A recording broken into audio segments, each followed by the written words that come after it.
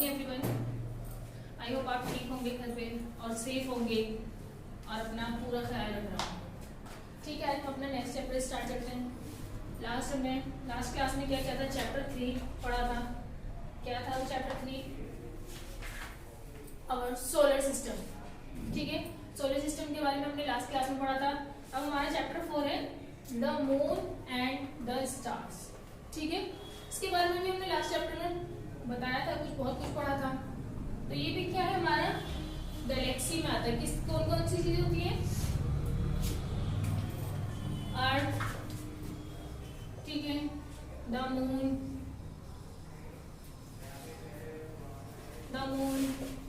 The sun, the stars. ये क्या हमारा गैलेक्सी में आती है। ठीक है, इससे हमारा ये कहाँ पे बनाती है? स्पेस में, आसमान अंतरिक्ष में। ठीक है, और फिर वो क्या बनता है हमारा पूरा, वो चीज क्या कहलाती है? यूनिवर्स कहलाती है। तो इसमें हमने कुछ प्लैनेट्स के बारे में भी पढ़ा था। अर्थ भी एक प्लैनेट है। ठीक है, और आज हम किसके बारे में पढ़ेंगे? स्पेशली मून और स्टार्स के बारे में पढ़ेंगे। ठीक है, आज की क्लास में स्टार्ट करते हैं।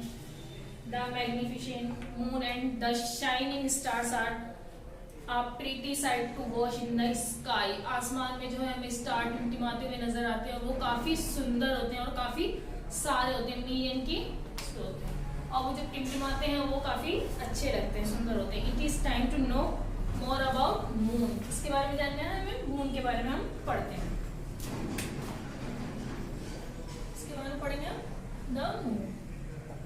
ठीक है, we all like to see the bright moon in the sky and wish to go there sometimes। क्या होता है, जब चमकता हुआ तारा हमें नजर आता है तो बहुत से लोग बोलते हैं कि टूटते हुए तारे, चमकते हुए तारे से जो भी हम प्रे करते हैं वो हमारी विश पूरी हो जाती है। तो वो हम ऐसा कभी कभी करते हैं। Don't we first let us know about the moon. Moon is the natural satellite. ये लास्ट चैप्टर में मैंने बताया था। मून क्या है? मून एक नेचुरल सैटेलाइट है। Moon is the natural satellite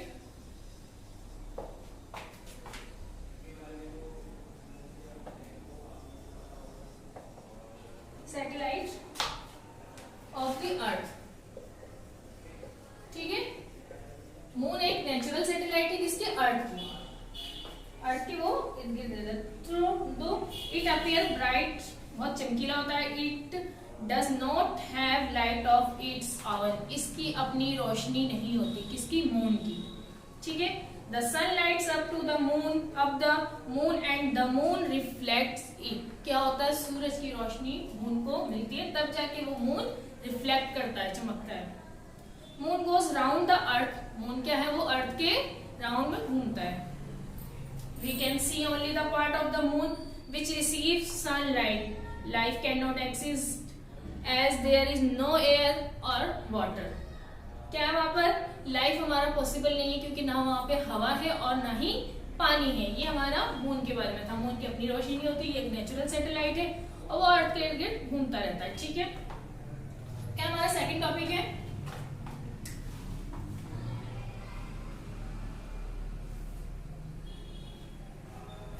और नील आर्मस्ट्रॉन्ग जो था वो फर्स्ट मैन था जो लैंड ऑन द मून पे गया था, लैंड से।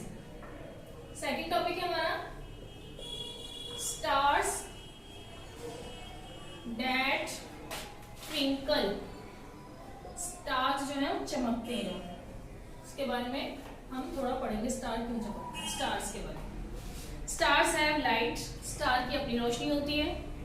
सो दे ट्विंकल एट नाइट। कब चमकता है वो? कब ट्विंकल करता है वो? रात में। स्टार्स की अपनी रोशनी होती है, जैसा मैंने पिछले बताया कि मून की अपनी रोशनी नहीं होती, वो सन से रिफ्लेक्ट करते हैं, जब जाके वो चमकता है, शाइन करता है। और स्टार्स की अपनी रोशनी होती है और वो रात में टिमटिमाते हैं। Stars are huge balls of the hot burning gas. Star जो है वो एक बड़ी विशाल बॉल है जो गर्म है, काफी गर्म गैस का गोला है। ठीक है, there are millions of star in the universe. Universe में, पूरे यूनिवर्स मैंने भी बताया। गैलेक्सी का है हमारा स्पेस में, और पूरा वो जो स्पेस, पूरा आसमान है वो हमारा क्या कहलाता है? यूनिवर्स कहलाता है। यूनिवर्स में कितने स्टार्स हैं? मिलियंस स्टार्स हैं। ठीक है। Stars have heat and light of their own, क्या है उसके अंदर गर्मी और रोशनी है उसकी अपनी है, क्योंकि वो एक बड़ा गर्म का गोला है तो उसके अंदर अपनी खुद की गर्मी और रोशनी होती है। Stars twinkle because we are viewing them through earth atmosphere, क्या है स्टार्स जो है वो क्यों चिमटिमाते हुए दिखता है, वो जो है एटमॉस्फेयर काफी सारे फेयर्स से होता हुआ गुजरता है, एटमॉस्फेयर, मेसोफेयर, थर्मोस्फेयर और लिनोस्फेयर एक्सेट्रा। सिर्फ वो होता हुआ जब रिफ्लेक्ट करता है उसकी रोशनी जब आगे टकराती है तो वो क्या वो हमें टिमटिमाते हुए भी दिखते हैं। जब वो इतने सारे लेयर्स फेयर्स से आगे गुजरता है तो रोशनी उसकी टेढ़ी मेढ़ी होकर आती है और वो हमें वो टिमटिमाते हुए दिखाई देते हैं, उसकी रोशनी पानी इस पे पड़ती है और वो हमें चमकते हुए नजर आते हैं। The light from the stars passes through the atmosphere to reach the earth, क्या है वही जो मैंने बताया कि वो काफी फेयर से होती हुई, काफी light and stars passes through the atmosphere reach the stars, काफी फेयर से होती हुई वो नीचे अर्थ तक हमें आती है और वो अर्थ पे हमें वो टिमटिमाते हुए नजर आते हैं। It is because of this that the stars appear to twinkle, That appear very small as they are far away from the earth, वो काफी छोटे हैं और वो क्या है जमीन से वो काफी दूर पे, क्या स्टार्स की बात कर रहे हैं, ठीक है।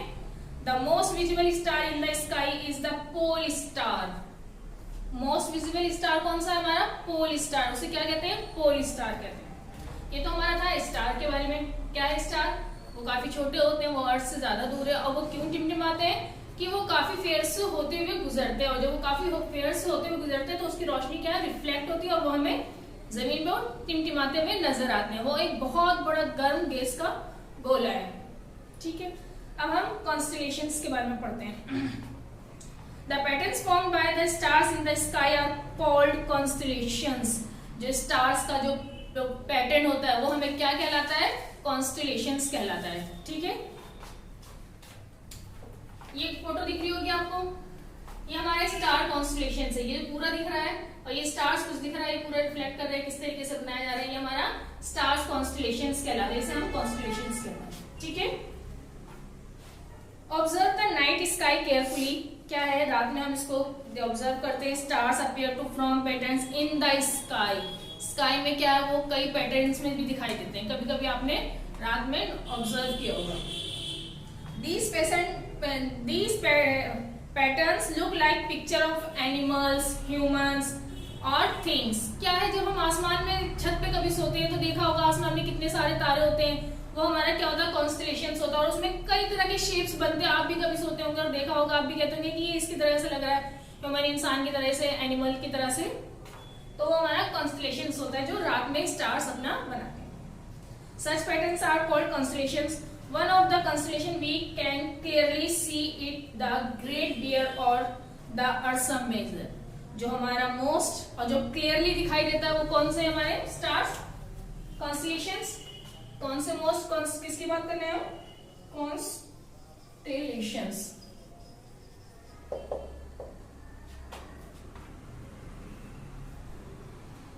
जिसे हम क्लियरली देख सकते हैं वो कौन से होते हैं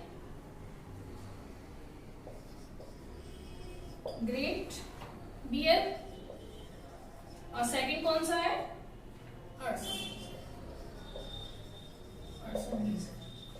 ये हमारा कॉन्स्टेलेशन है जो हमें क्लियरली दिखाई देते हैं, ठीक है। ये हमारा आज का चैप्टर यही खत्म होता है, बहुत छोटा था, आई होप आपको समझ में आया होगा। और इसका होमवर्क मैं अब देती हूँ आपको कि होमवर्क क्या करना है।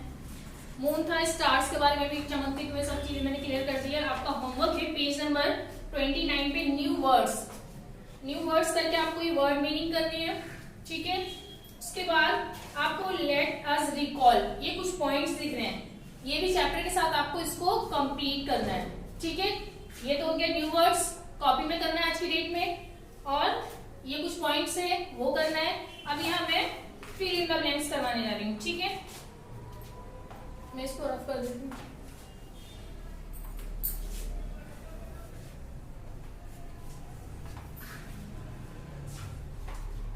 Choose the correct word from the bracket to complete the sentence. My shape is,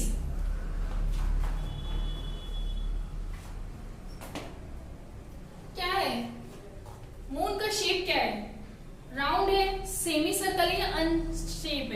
semi circle कैसा होता है, जो आधा होता है, आधा सर्कल। तो बट क्या है, फर्स्ट वाले का क्या है हमारा, round. First filling of blanks में क्या है हमारा, राउंड।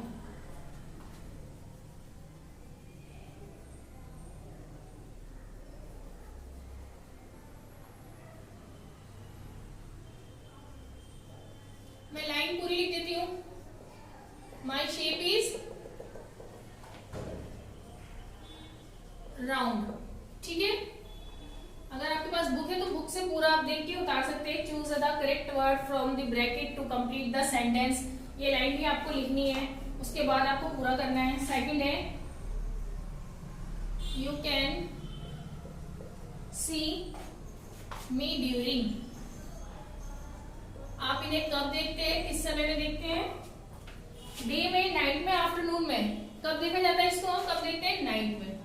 कब देखते हैं, रात में। ठीक है।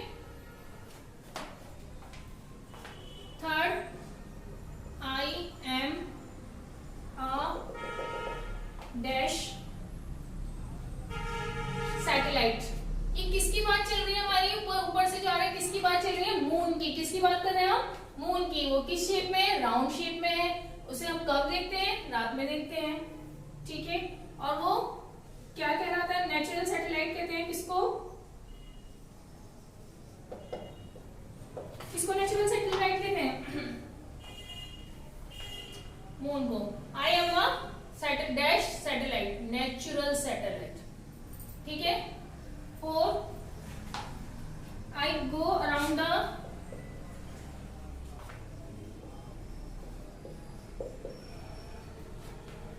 किसके आसपास घूमता है, मैंने अभी बताया था चैप्टर में पढ़ के, किसके आसपास घूमता है मून, अर्थ के, अर्थ। ठीक है। Last 5, I take light from. रोशनी किससे मिलती है, अभी चैप्टर में मैंने बताया था कि मून की अपनी रोशनी नहीं होती। किससे मिलती है, प्लेनेट से, स्टार से या सन से, सन से। तभी वो हमें चमकता हुआ नजर आता है। आपको ऊपर का क्वेश्चन भी लिखना है, ऊपर का क्वेश्चन मैंने लिखा नहीं है, और इस तरीके से आपको इसको कंप्लीट करना है बुक में से। ठीक है। My shape is round, you can see me during night. मुझे रात में देख सकते हैं। I am a natural satellite, moon के बारे में पढ़ा था, वो एक नेचुरल सैटेलाइट है।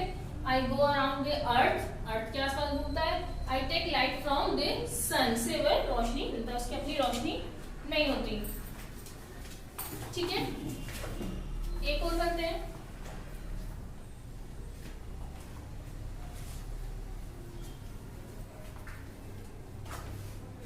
बी,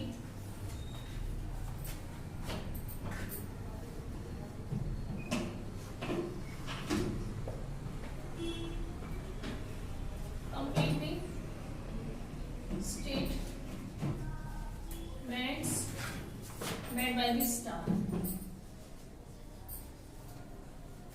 अब यहाँ किसकी बात हो रही है, स्टार्स की। अभी जो फिल इन द ब्लैंक्स की थी उसमें किसकी बात हो रही थी, मून की। अब यहाँ किसकी हो रही है, स्टार्स की। We have our on stars के पास क्या होती है, अपनी हीट एंड लाइट। अभी हमने पढ़ा है स्टार्स के बारे में, क्या होती है वो, अपनी हीट और लाइट उसकी अपनी होती है। जैसे मून के पास अपनी रोशनी नहीं होती, लेकिन स्टार्स के पास क्या है, हीट और लाइट उसकी अपनी होती है। We are huge ball of hot, क्या है वो, stars। ठीक है। थर्ड,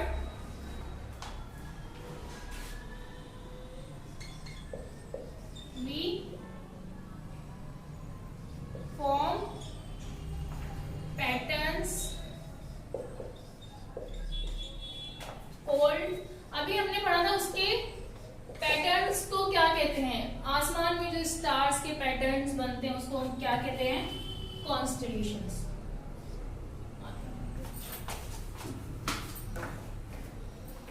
उसको क्या कहते हैं हम, कॉन्स्टेलेशंस।